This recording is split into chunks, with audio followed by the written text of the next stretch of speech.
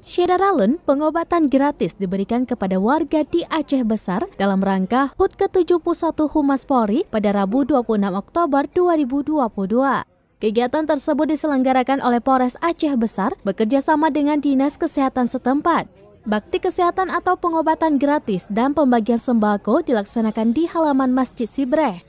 Untuk pembagian bantuan sosial berupa sembako diberikan kepada petugas kebersihan, tukang becak, pekerja bangunan, dan masyarakat yang kurang mampu. Pengobatan dan pemeriksaan kesehatan dilakukan bertujuan untuk menjaga kondisi fisik warga di tengah kondisi cuaca yang seperti ini.